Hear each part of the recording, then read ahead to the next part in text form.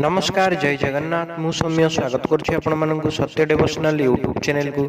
तो चलंतु आरंभ करवा भक्त कवि बलराम दासक विरचित ब्रह्मांड भूगोलर अष्टषष्टितम अध्याय।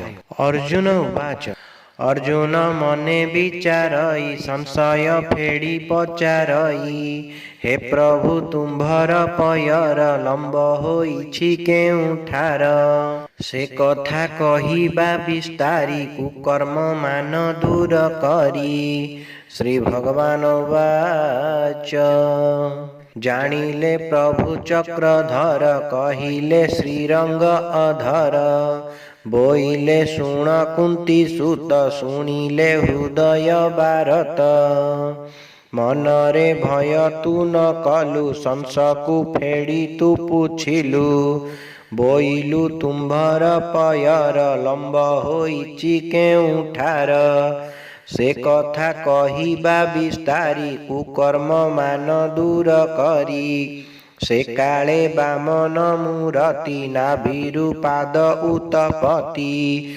से पाद आकाश को गला ब्रह्मा जे गंगा को चालिला से गंगा नख कोणे रही तेणु मो पाद लंब होई गुप्त ब्रह्माए बोलाई तिनी चरण मोर होई रापदटिए मोहर म पादटी जे भीतर शून्यरु बिंदु जे खसिला से हिटी लंब पाद हेला कहई बलराम दास ब्रह्मांड भूगोल प्रकाश।